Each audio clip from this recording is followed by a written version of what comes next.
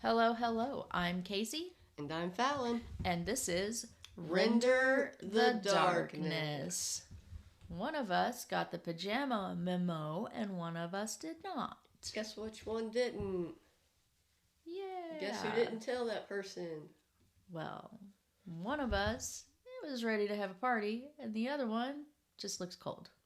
I am cold. So, today's cold. Sorry. Today's episode, we're going to be talking about history's cruel path of torture and punishment. The fact of the episode today is that penicillin was originally called mold juice. So thank God they changed that. Yeah, that's disgusting. Yeah. I much prefer penicillin because I don't know off the top of my head what that means, and it's something I would have to look up, and naivety is bliss. Yeah, but if you look it up, though, I'm pretty sure it would still... Doesn't refer to it as mold juice. I did look it up. Well, I would hope it didn't. It just tells you it comes from a family of like penicillium or something like that. I don't know. I did look it up though. But anyway, so today we're going to travel back to a time when the way a person should be punished for their crimes wasn't quite as humanely established in most areas of the world as it is now. Okay. We're going to be talking a lot about medieval and ancient forms of torture and torture devices, as well as some that were still being used not that long ago. And I actually think I touch on one. In fact, I know I touch on one that's still being used to this day. Okay, wow. So just to mention a few of the most common forms of punishment that probably come to people's minds when they think of these kinds of things, you have the guillotine. Yeah. Flogging. Yes. Was a common one. Getting your head chopped off with an axe was a pretty common one. Think about the older days. Stoning comes to mind. This form of death goes all the way back to biblical times. Yeah, they used that a lot back in the day. They did. What about burning someone alive? Oh, yeah. That was pretty common. You heard about this a lot when referring to witches or witch trials. Yeah. Another one that's often talked about or seen is the hanging. Yeah.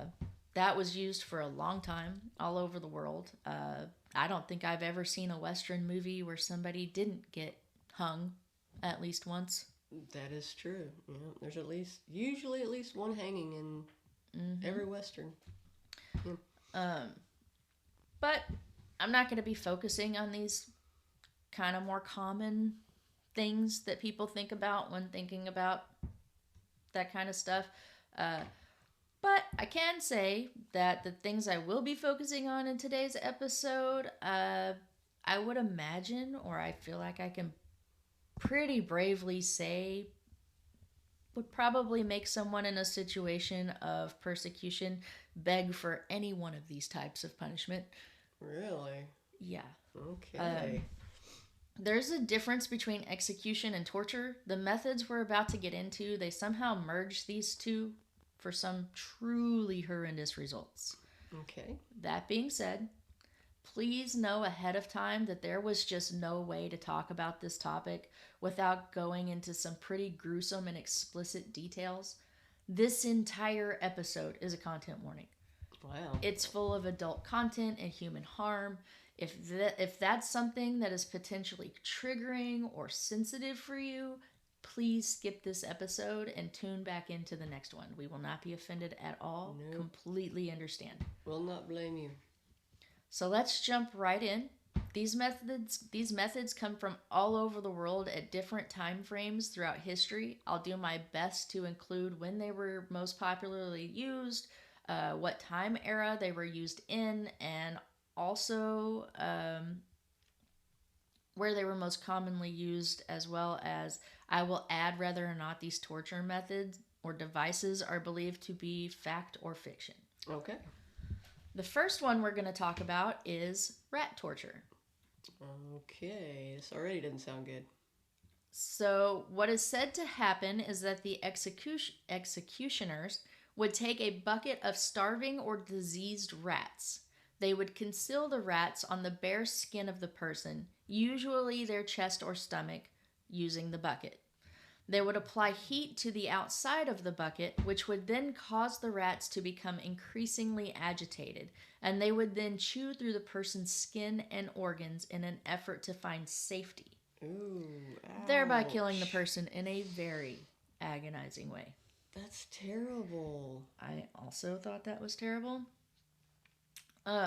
The validity of this exact method is questioned by some due to lack of any evidence that this specific thing happened, but there is definitely proof of this method being used in the 16th century by one Diederik Saunier during the Dutch revolt against the Spanish, or at least to the reaccounts written by John Lothrop Motley in The Rise of the Dutch Republic. Okay. It's believed that Saunier would use the rats as a form of torture on prisoners in a very similar way as the one I just mentioned, but he would actually cut the stomachs of the prisoners open, exposing their organs. Then he would take a bowl or dump a bowl of rats into their stomachs, applying heat, driving the rats mad, who would then frantically burrow in the intestines, killing the prisoner. Okay. Ouch. God, that just makes my stomach hurt. Ugh. Yeah, it's pretty, I could not imagine. So these practices were documented all over the world. Although this particular form of torture did eventually get abolished, there's records of rats being used as like psychological warfare all the way up to 1985. Wow. If you ask me, they still use rats as a way to psychologically torture people to this day. I've seen Fear Factor. Oh yeah. Not sponsored, No, but they I've use- seen it. They do spiders too, like They with do. the box. Ah. Or like making them lay down in a box and then like Yeah. dumping the rats on. Ugh. Ugh. Okay, next we're going to talk about the pear of anguish. This one I have not heard of. Well, I know I gave a warning at the beginning of the episode, but I'm going to give another one here. This is graphic and could be disturbing to some. Okay. This device was said to be used in Europe in the 17th century. The device is shaped similarly to a pear. Okay. On the top, it has a large head. There was a stem that had a screw attached to it that was used to control the opening and closing of the claws at the top. I guess a better way to describe it, it was kind of like a metal or iron flower Oh. that's okay. not in bloom, but with the turn of a screw, it could be in bloom. Oh. So Again, picture that. doesn't sound good.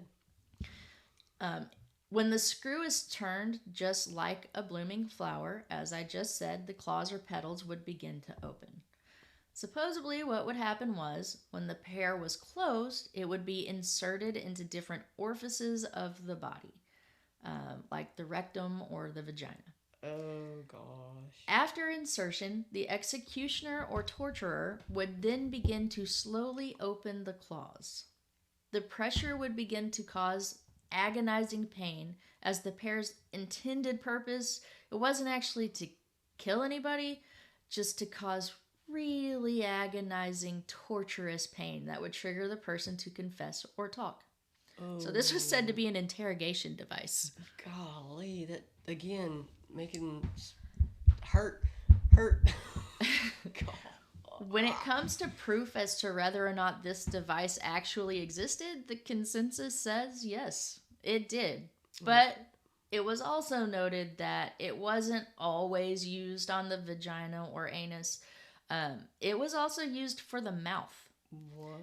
If someone wanted the opposite effect, they could put the pear in the person's mouth and open the claws, stretching the person's mouth, preventing them from yelling or talking.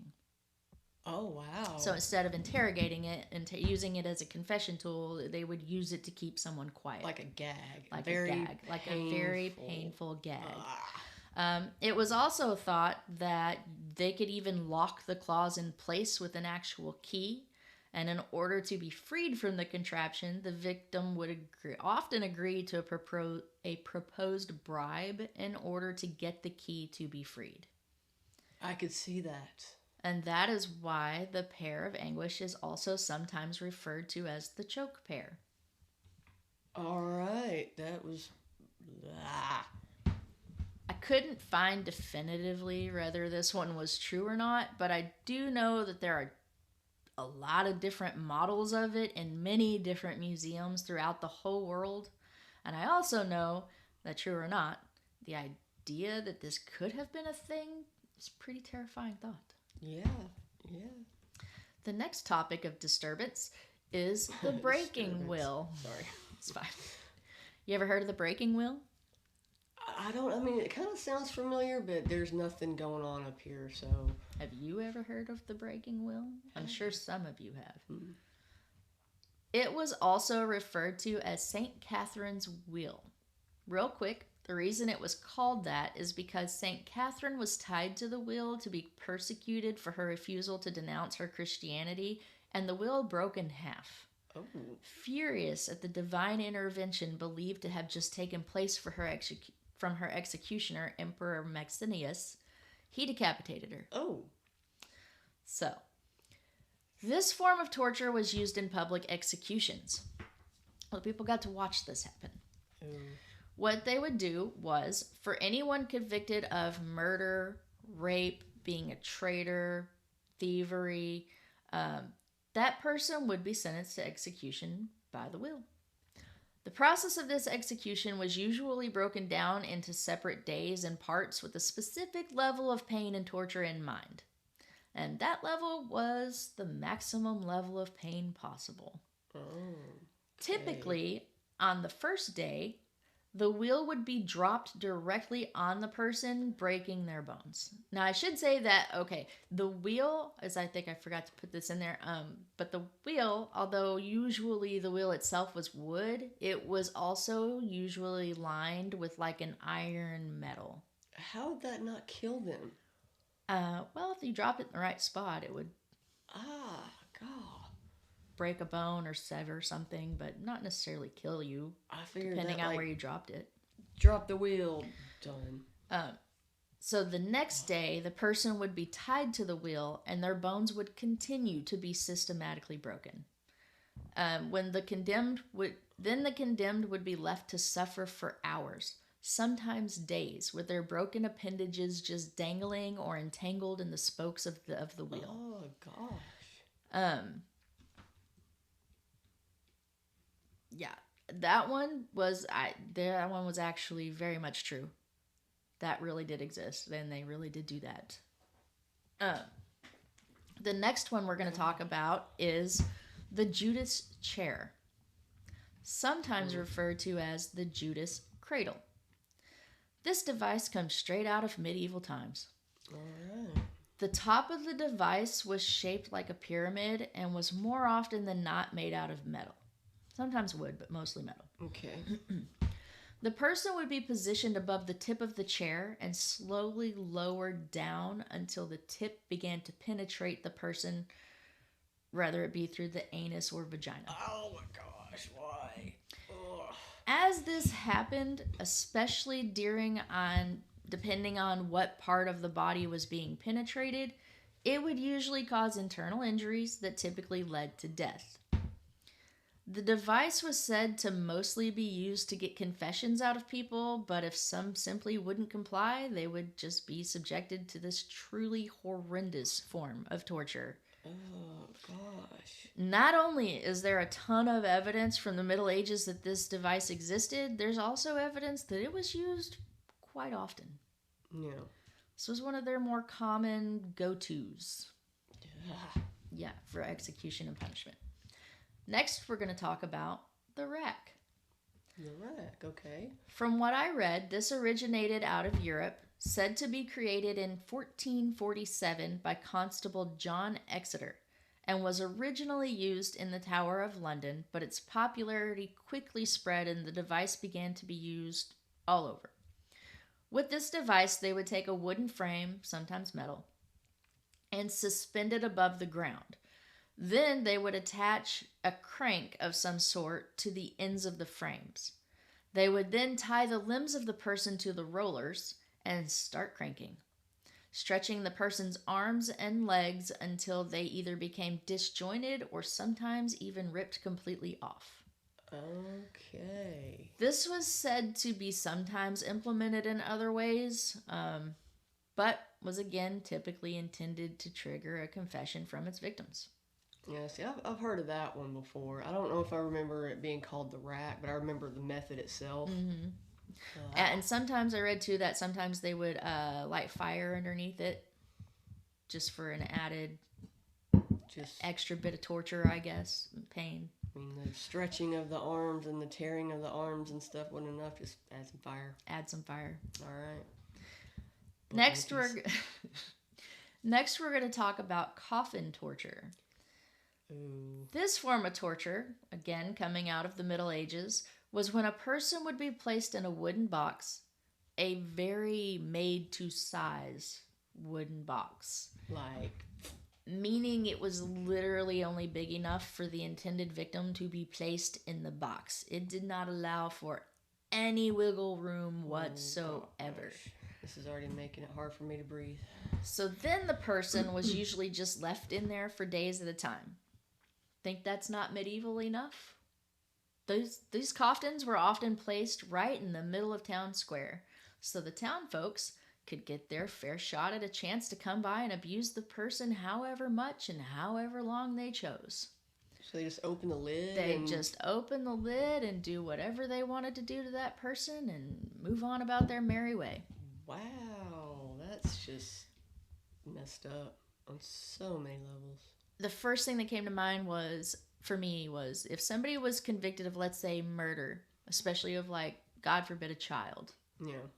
I'm sure the town folks were only thinking about vengeance at that point. So being given the opportunity to get that directly, I can only imagine some of the things that were probably done to the people in these boxes.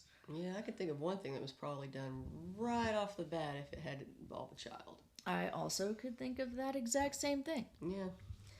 So sometimes the coffins would be left in such harsh weather conditions the victim would die. Sometimes the victim was noted to have been released. Okay. But usually not. Oh. And yes, this form of punishment was very much real. Okay, that's just... God. Yeah. Next is the thumb screw. Oh, I don't like the sound of that. I could be wrong of where it's going, but okay. Another tool created with the set intentions of getting a confession out of its victims was dated back to the 1600s in France. It literally looks like a clamp or a vice. What they would do was put the person's thumb between a metal plate and a screw.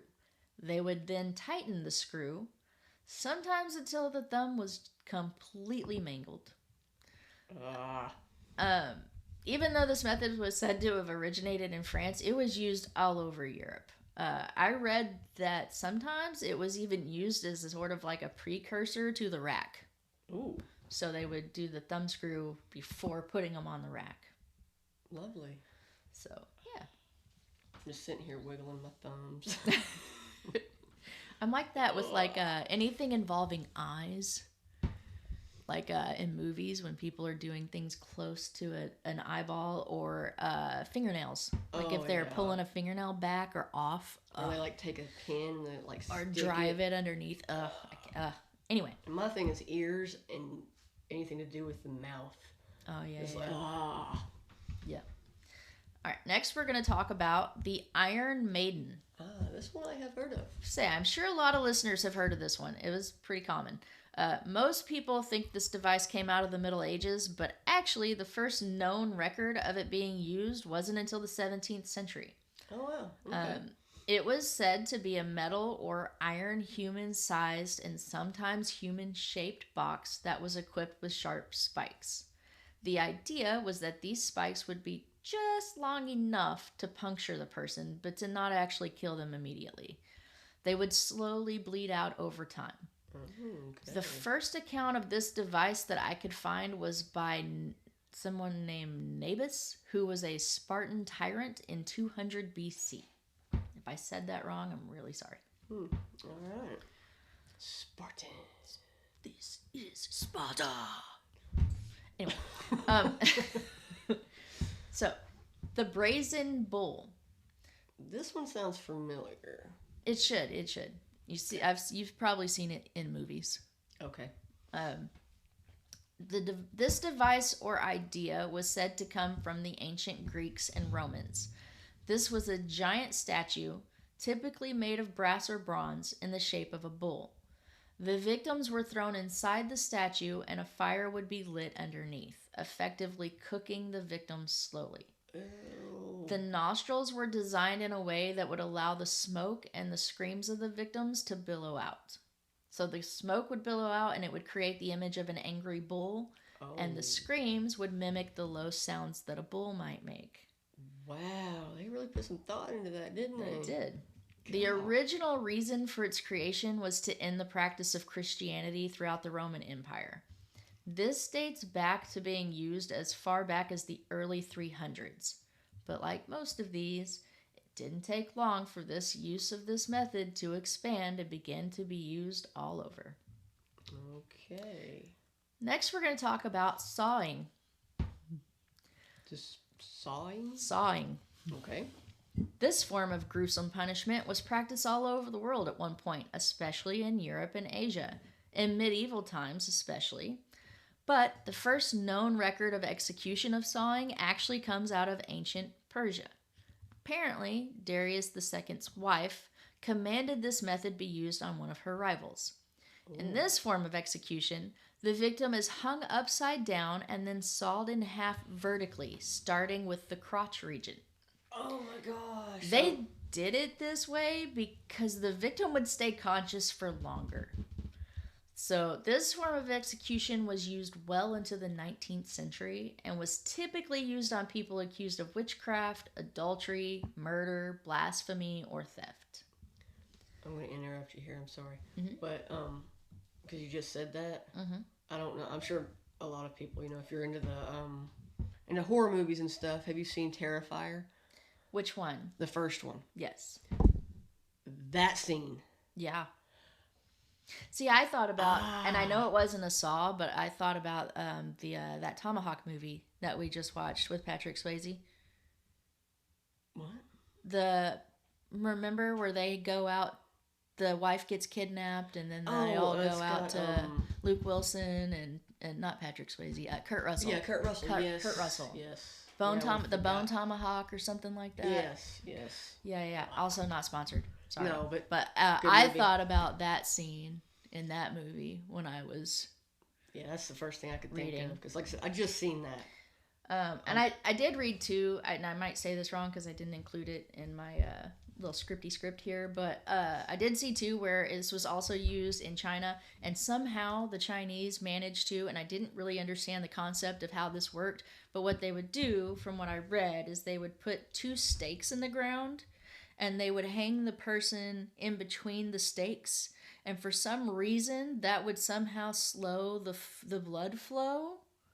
I don't know how that worked, but it was said to, however they did it or however it worked, it was said to actually make this take longer and keep the person awake for longer. Like they could be awake all the way until they got to their middle chest. Oh my gosh. With whatever thing they did that made this. I'm surprised they wouldn't go into shock though and just pass out. I don't know. Like I said, I tried to investigate that a little further, but I didn't really understand the science behind why that worked or how it worked, but I just wanted to throw it out there because I thought it was interesting. If anybody knows more about that or why that worked, please feel free to reach out and comment and let us know. I just did a Jim Carrey face. Like, it was better the first time I did it, but I was like, oh, I think it was Jim Carrey. Hilarious. Yeah, okay, sorry. You're fine. We're going to talk about the Heretic's Forks. Okay. This is another tool used for pain and during the Middle Ages. I read, though, that this one was mostly used during the Spanish Inquisition and primarily used on those to be witches or heretics, hence the name. Okay. This device was quite simple. What they would do was they would take a collar and attach 2 forks to the top of the collar that were meant to dig into the underside of the chin. And then 2 more forks were placed on the opposite end of the collar, placing the forks at the victim's chest or sternum. The idea was that if the person tried to move their head or talk, the forks would in turn penetrate the skin and cause agonizing pain.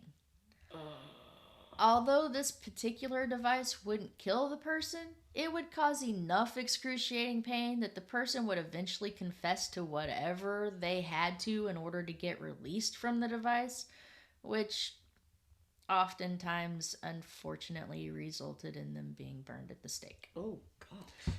So, that is just...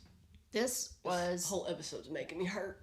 This device was very much true. They really did do this.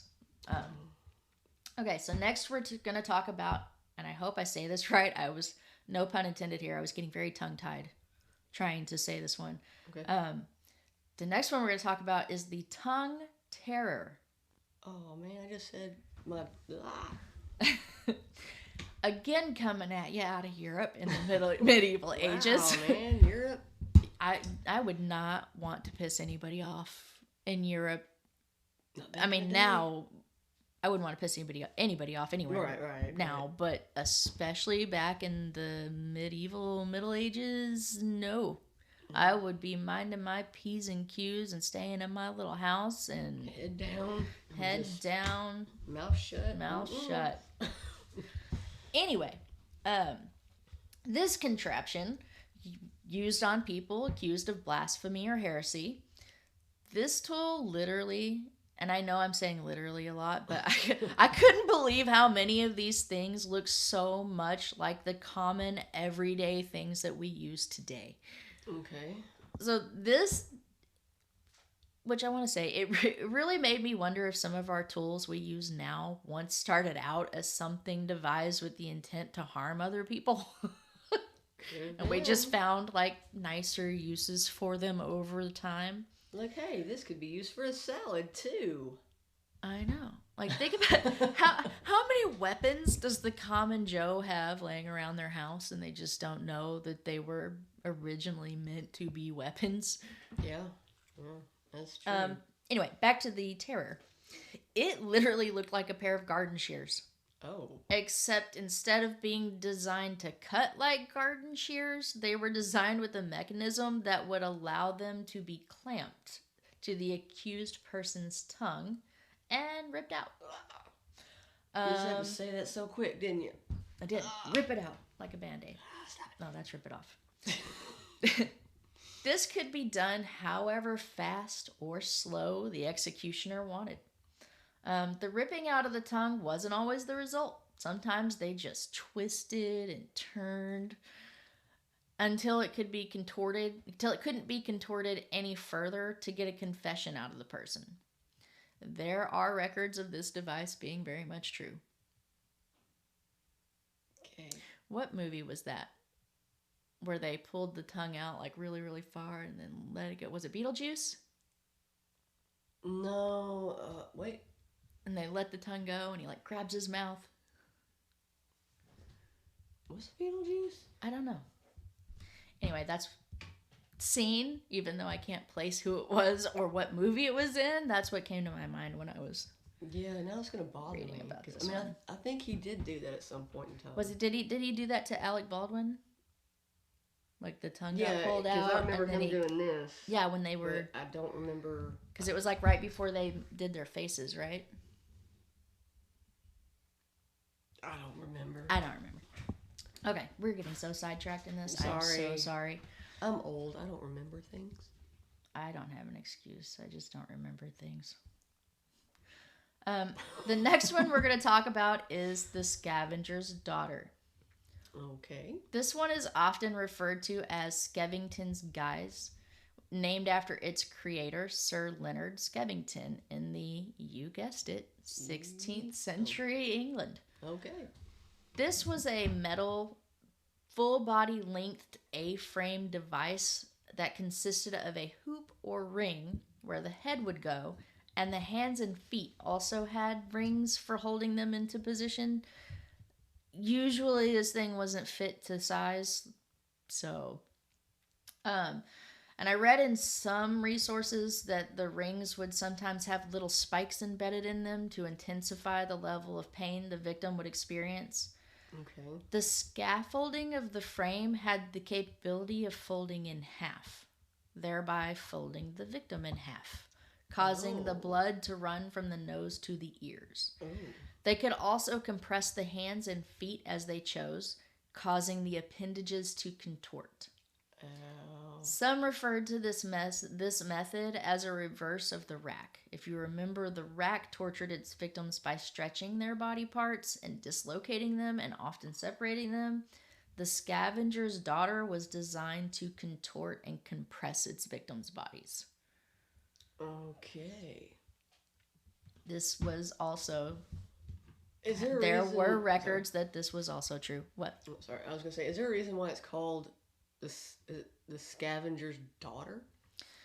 There is a reason that it's called that, because I believe, if I read the story correctly, it was originally used on a scavenger's daughter.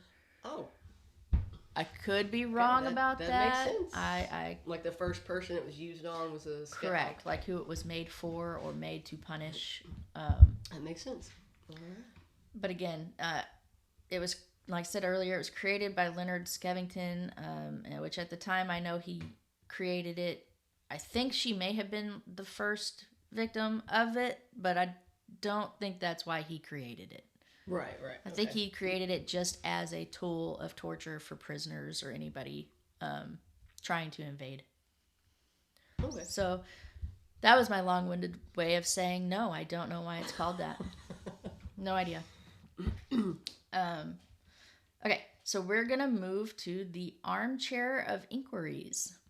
Okay. Also called the iron chair because it was believed to be made of iron. This was brought to the world by Europe in the Middle Ages. Y'all are some sick bastards. Yeah, I just... I mean, not now, but then. Y'all were some sick bastards. Anyway, this chair contained hundreds and thousands of spikes all over it. There was also sometimes a hole in the middle of the seat so fire could be used to really amp up the level of torture this chair could bring. So it was spiky all over your body, but your booty got the fire. Sometimes. Ah. Okay. The victims was said to be strapped to the chair, and the straps would be tightened or rocks would be placed on their laps to make the spikes drive further into their bodies. Ah. There's another variation of this torture I found called the Chinese torture chair. And in this version, the victim would be strapped to a chair without spikes, but instead it had brass plates, and then they would be put over a fire to slowly burn to death. Ooh. There are records of this device, both versions, having actually existed. Okay, so we've just covered a lot of things out of the time frame of the medieval ages and Middle Ages, so let's move over to a few different ones and compare the difference in the level of humanity that started to show itself over time that got us kind of to where we are today. Okay. Let's talk about the Blood Eagle. All right. This is where the convicted would have their back slashed open so deep that the ribs were exposed. Then the ribs would be broken and twisted in a way that looked like wings coming out of the victim's back. Yeah. They would then add salt into the wound, literally would pour salt into the wound, for an extra dose of pain and torture before serving the final blow of ripping the lungs out, which they would then lay over the ribs to complete the winged effect. Oh, wow.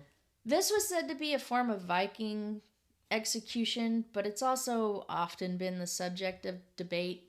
Some believe it truly happened, and others believe it may be just a tale of Nordic legends. So, what do you think? I don't know. I've heard of that. I mean, I'm pretty sure I've seen it in a movie too, but yeah, that's pretty brutal. Yeah. Next, we're going to talk about drawing and quartering. Okay. This gruesome form of punishment is said to have come out of England around the 13th century. In this one, The convicted or accused would be tied to a horse and dragged to the gallows. What would happen is once they arrived at the gallows, usually varied. Sometimes they would be hung or simply beheaded, and other times they would be disemboweled. But if they were guilty of something such as treason, your punishment was much worse. They would tie each arm and leg to a different horse, and then the horses would be made to run off in different directions, ripping the limbs from the person's body. From what I read, the ability to do this wasn't officially abolished until 1867. Wow. So next we're gonna talk about scaphism. Scaphism. Said to be used by the Persians. The convicted would be trapped between two boats. Which I read one source that said they were put into a hollowed out tree trunk. Okay. But this is where the convicted would be force-fed milk and honey, causing the person to have excessive diarrhea. Okay. Once the diarrhea began, the person was then smothered in milk and honey and usually left in the sun or still water. They would eventually begin to rot, which would draw the bugs in, and so would the sweetness from the honey and the sourness of the milk. And eventually, said person would die slowly, either from their bug bites and stings, or exposure to the sun, or dehydration, or infection. Ew. This was said to be true. I think these are getting worse. God. Next, we're going to talk about boiling. This form of execution was once extremely common in areas such as England and East Asia. Okay. This form of torture is exactly what it sounds like. The convicted would be stripped naked and put into a large pot of boiling liquid. The liquid would range from tar to oil to water. This is also a true method. This did happen. Next, we're going to talk about Ling Chi, also referred to death by 1,000 cuts. I've heard of this one. This form of torturous execution comes out of China. The convicted would be tied to a tree, and for days, little pieces of their skin, and occasionally their limbs, would be cut off. When it was believed that they had suffered enough or could suffer no more, the convicted would receive a finishing blow to the heart, or they would be decapitated. This was said to be in practice all the way up until 1905, when it was officially banned. Wow. Next, we are going to talk about being crushed by an elephant. Oh my gosh. This punishment method comes out of Asia, or more specifically, South and Southeast Asia. Okay. Again, this method is exactly what it sounds like. The convicted would be trampled to death by elephants who were said to be trained to make the trampling as painful and horrible as possible. Not really sure what methods of training were used to ensure the risen intensity of the trampling, but that's what it said. You figure they wouldn't need the training. They just go... Well, maybe... Okay, so what I was thinking was maybe they trained them to stomp on specific parts of the body first. Like maybe they would stomp on their legs, or they would stomp on an arm. Okay, I mean, they're extremely smart. Instead of one swell stomp to end it all, they would step on parts of the bodies that wouldn't necessarily kill somebody immediately. Okay. I don't know. That's the only thing that came to my mind. Okay. The punishment of the sack. Also. Sorry. Also, he said the whole video was content warnings. Also called Poena Culae, I think. This right. comes out of ancient Rome. If someone was accused of killing a family member, they would be sewn to a sack alongside some different type of animal, often a snake or a monkey, sometimes a dog. Then they would be tossed into a body of water, left to drown or be killed by whatever animal they were attached to. Wait, so they would sew the person to... Did they sew the sack to the animal too? No. They would sew the person to the leather sack, and then they would throw the animal into the leather sack with the person, and then they would throw them both into the body of water. Oh, gosh. Yeah. So. That's terrible. I mean, it's terrible for the person too, but... You're sad about the monkey and the snake, aren't you? They didn't do anything. They didn't do... Okay. Next, we are going to talk about strappado or strapado. This is bringing it back to the medieval times during the Inquisition. The convicted would be strung up by their wrists, which were then tied behind their heads. Eventually, the weight would cause their shoulders to dislocate, and if it didn't, then weights would be added until it did. Okay. Yet again, this wasn't intended to kill the victim, but rather to cause a tremendous amount of agonizing pain, which one can only imagine how much pain that truly did cause. I can't even begin to think of how much this would hurt. And the last one we're going to talk about, and is actually the one that's said to still be used and practiced to this day, comes out of Iran. And it's known as the white torture. The white? The white torture. The white torture, okay. Yep. This type of torture is quite a bit different from the rest in that this one is strictly psychological. Okay. This is said to be damaging in some cases beyond mental repair.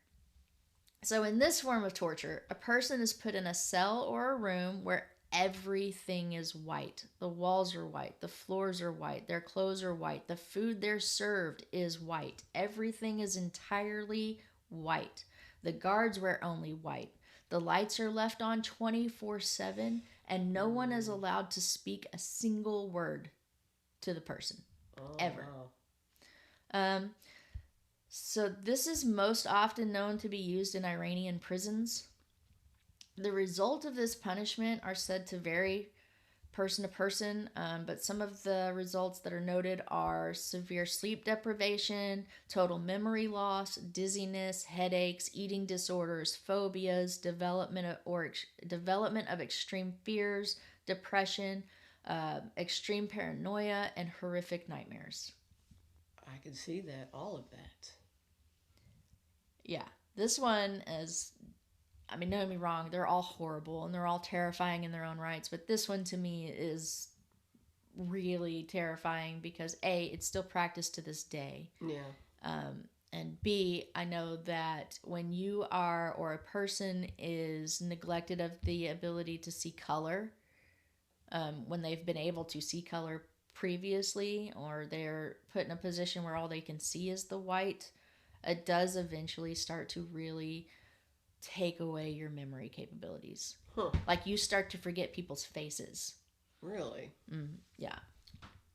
But anyway, this was my episode of historical torture, punishment, and cruelty that definitely illustrates just how awful the human race can be and how morbid the human mind can be in order to even think of some of these.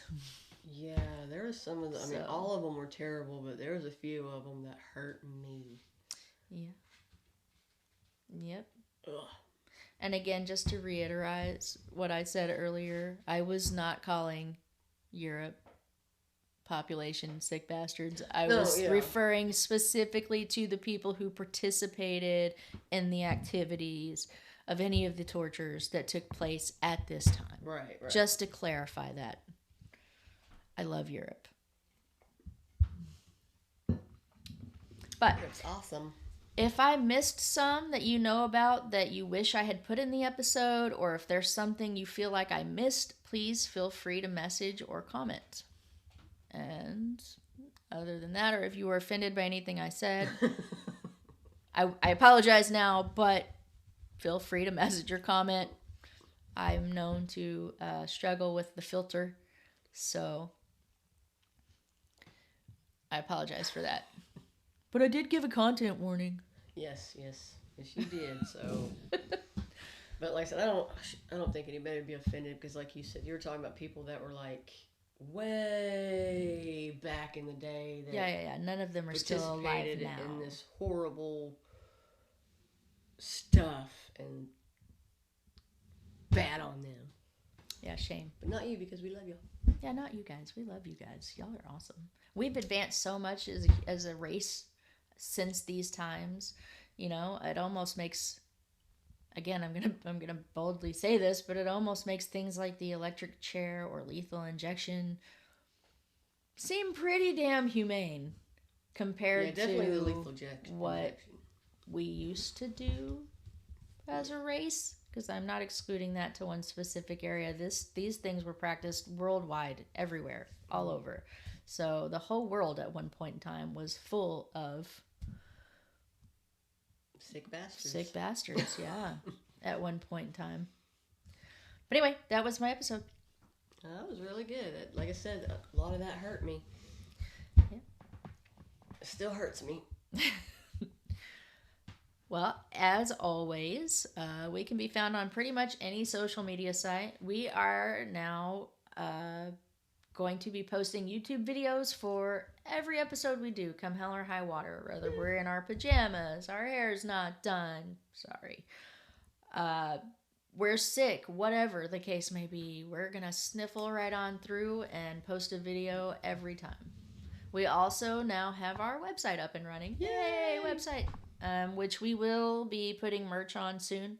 We're working on that for anybody that might want to sport some Render the Darkness gear. Yeah. We certainly will be. Yeah, that's about all I can think of. So thank you for spending your time with us today. Thank you very much. And we are Render the Darkness. Bye.